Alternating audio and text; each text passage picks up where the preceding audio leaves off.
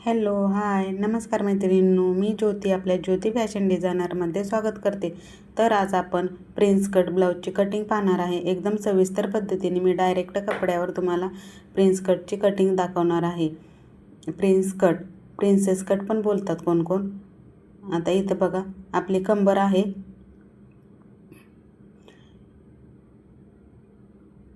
आपली कंबर आहे 32 भागिले 4 करायचं, बरोबर 8 प्लस 1 इंच प्लस 1.5 इंच शिलाई मार्जिन आणि 10.5ची घडी हे होते, कंबर येते. चेस्ट बघा इथं किती आहे 34 भागिले 4 8.5 प्लस 1.5 इंच शिलाई मार्जिन बरोबर 10. शोल्डर आहे 5.5, मागे लांबी 15.5, मागे गळा 10.5, बाही लांबी 4 प्लस अर्धा, बाही फिट 9 आणि बाही फिटिंग 7, बगल म्हणजे मुंडा आणि अंगावर घेतला तर आपण आर्महोल बोलतो, पूर्ण आर्महोल. इथं आहे आर्महोल 5.25. एकदम व्यवस्थित असं सविस्तर मी माप सांगणार आहे. स्टेप बाय स्टेप बघा, व्हिडिओ पूर्ण बघत राहा, म्हणजे तुम्हाला त्याच्यामधले थोडे प्रॉब्लेम आहेत ते मी सविस्तर पद्धतीने तुम्हाला सांगते. आता इथं बघा आपण घडी केलेली आहे ना, घडी व्यवस्थित करायची. बंद बाजू आपल्या साईडला ठेवायची आणि ओपन बाजू पुढे आहे. बंद बाजू आपल्याकडे ठेवायची. व्यवस्थित अशी घडी करून घ्यायची.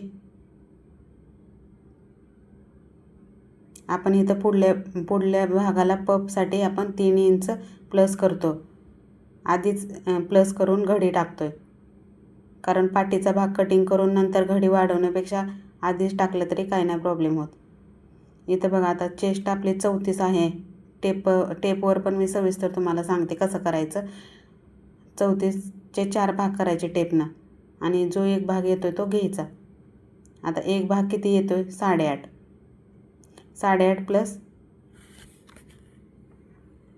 1.5 इंच बरोबर 10 आणि प्लस केलं 3 इंच. आपल्या डाव्या साईडला पाठीचा भाग येतो आणि उजव्या साईडला पुढचा भाग येतो. कायमस्वरूपी कटोरीची आणि प्रिन्स कटची सेम टाकायची. डाव्या साईडलाच आपण सगळे पाठीचा भाग टाकतो. आता इथं मागची लांबी किती आहे बघा 15.5, म्हणजे 15ला 2 रेषा कमी. शोल्डर आहे आपली 5.5. व्यवस्थित अशी मापं टाकून घ्यायची. इथे पॉईंट घ्यायचा सरळ लाईन येण्यासाठी 5.5चा. बगल आहे आपली 5.25, 6ला 2 रेषा कमी. आपली एक लाईन पण मिस नाही झाली पाहिजे. व्यवस्थित असं सविस्तर माप टाकून घ्यायचं.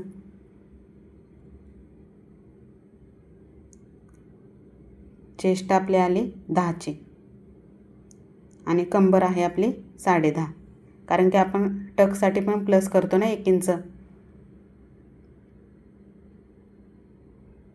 चेस्ट आणि कंबरमध्ये थोडाच फरक असला तर आपली कंबर जास्त येते. 1.5 इंचाची शिलाई मार्जिनची लाईन ओढून घेतली, पॉईंट घेतला आणि लाईन ओढून घ्यायची तरी पण चालते.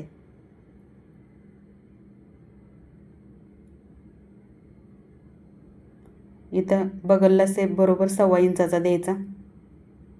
जर 11ची 11.5ची घडी असली तर 1.5 इंच घ्यायचं. गळा फिट आहे आपला इथं 2.25. आपल्याला शोल्डर पट्टी कमीच पाहिजे असेल तर आपण गळाफीट थोडा जास्त घ्यायचा. गळा रुंद येतो आणि व्यवस्थित असा अंगामध्ये बसला जातो.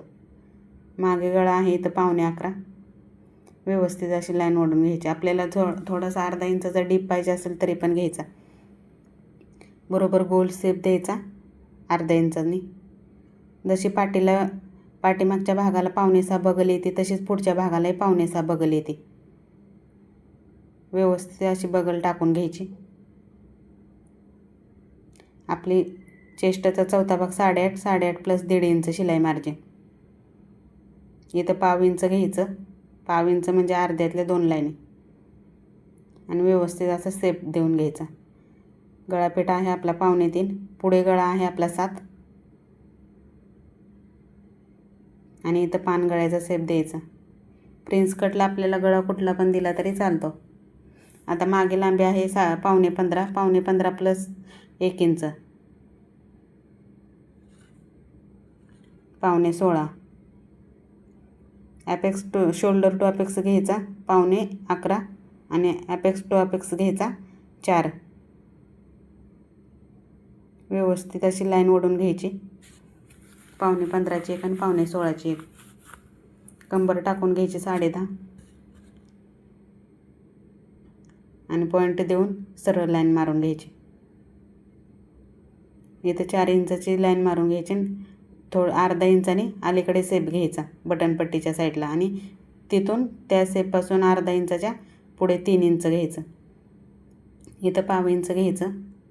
जिथं आपला बगलचा सेप संपतो तिथं पॉईंट देऊन ह्याचा टोपीत प्रिन्स कटचा सेप द्यायचा. व्यवस्थित असा सेप देऊन घ्यायचा. आणि जे आपण पुढच्या पपसाठी 3 इंच वाढवलेला आहे तसंच पुढे 3 इंच आपण मार्जिनच्या पुढे 3 इंच एक्स्ट्रा घेणार आहे. ते कंपल्सरी सगळ्या ब्लाउजांना येतं.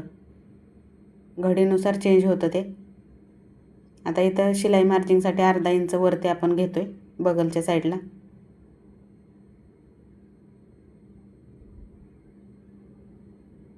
आणि लाईन मारून घ्यायची.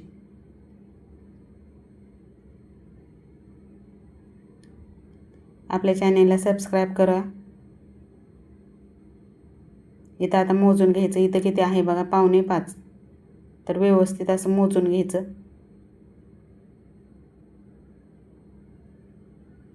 बरोबर 4.5ला पॉईंट द्यायचा.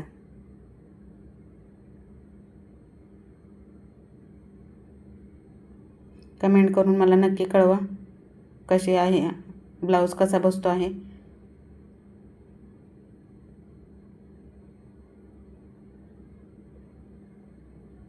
अगदी मी स्टेप बाय स्टेप सांगितलं आहे सगळे. व्यवस्थित अशी लाईन मारून घ्यायची क्रॉस.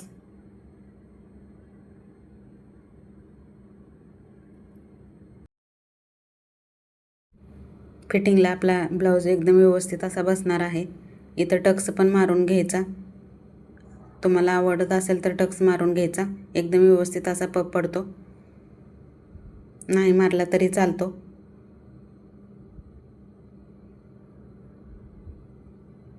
पपचं माप चुकलं तर ब्लाऊज छातीमध्ये चपटा बसतो. त्याच्यामुळं पप पाडण्यासाठी माप व्यवस्थित असं घ्यायचं. इथं बघा आपले पूर्ण मार्जिन झालेले आहे.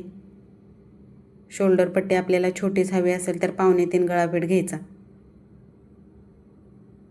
व्यवस्थित अशी कटिंग करून घ्यायची सविस्तर.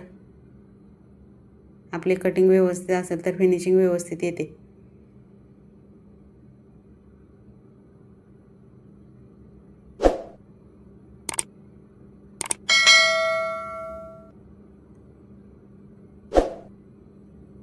कमेंट करून मला नक्की कळवा.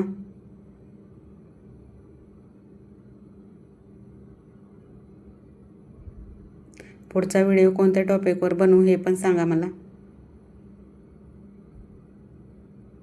प्रिन्स कटची कटिंग कशी वाटते ते एकदा मला कमेंट करून कळवा. इथं बाहीची बघा किती, आणि आपली 8.5चीच घडी बसते. आपल्याला 9ची घडी करायची तर आपली छोटीच बाही आहे तर आपण डबल फोल्ड करून घडी टाकत आहे. बाहीची घडी व्यवस्थित अशी बसते. बाही छोटी असेल तर अशाच प्रकारे घडी टाकायची आणि एक मार्जिन करायची. जर 80 सेंटीमीटर असेल तर त्याच्यामध्ये आपला बाही फिट 9चा बसत नाही. छोटी बाही असेल तर असंच डबल करून फोल्ड करून कपडा टाकायचा. इथं आपली 4.5 4.5ची बाही घेतलेली आहे मी. 4.5 आहे. 1/2 इंच वाढवलं पलटी करण्यासाठी. 9 इंच बाही फिट आहे म्हणजे बाहीची घडी आहे.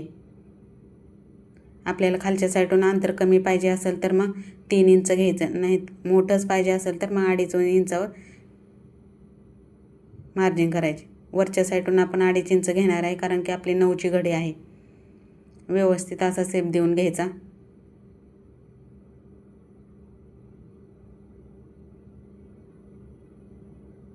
आता ह्या 2 पॉईंटचं निम्मं करून घ्यायचं.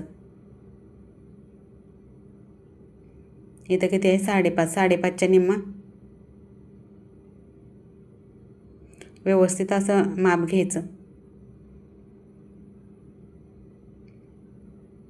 दोन्हीचं मध्य काढून 1 इंचाचं घ्यायचं पॉईंट.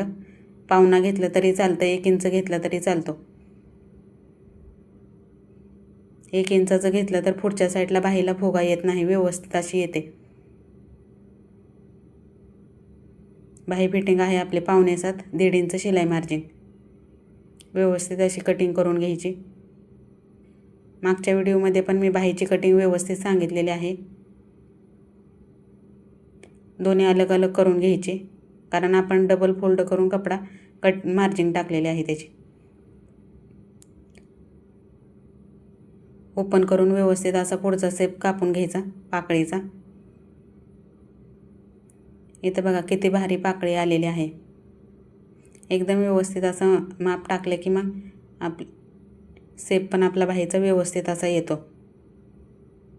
मेन फॅब्रिकवर ठेवून मेन फॅब्रिकला दोन्ही बाजूला थोडी थोडी जॉईंट लागते आहे, ती व्यवस्थित अशी जॉईंट लावून घ्यायची. मागच्या व्हिडिओमध्ये मी सांगितले आहे जॉईंट कशी लावायची. पुढचा भाग पण आपण पलटी करणार आहे म्हणून जॉईंट भागालाच ठेवायचा. व्यवस्थित अशा टाचण्या लावून घ्यायच्या. व्यवस्थित असा अर्धा इंच सोडायचा आणि कटिंग करून घ्यायचं.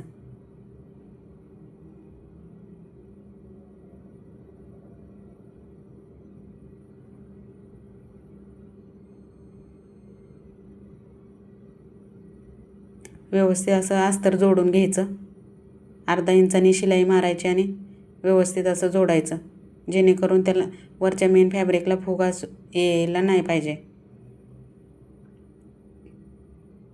टाचण्या लावून घ्यायच्या म्हणजे व्यवस्थित असा आपला फिनिशिंगनं ब्लाऊज येतो.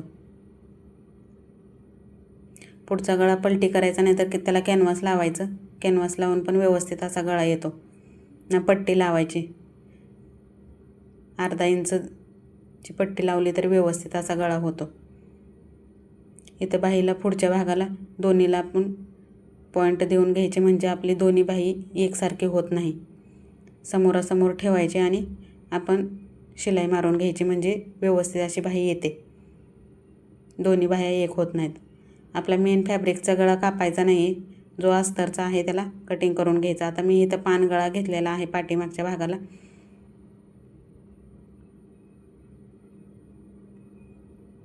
पानगळा व्यवस्थित असा मस्त दिसतो.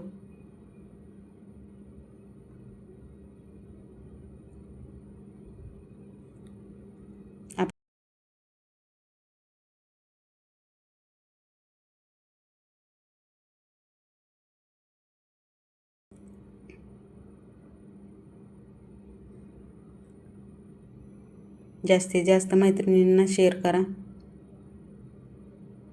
आपला इथं गळा पलटी करून घ्यायचा आहे म्हणून आपण सव्वाच्या भागावर ठेवणार आहे. अशाच नवनवीन व्हिडिओसाठी आपल्या चॅनलला सबस्क्राईब करून ठेवा, म्हणजे माझ्या नवीन व्हिडिओची नोटिफिकेशन तुम्हाला मिळेल.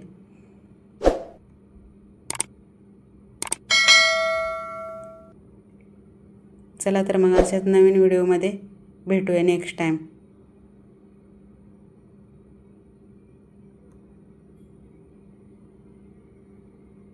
नक्की सबस्क्राईब करून ठेवा.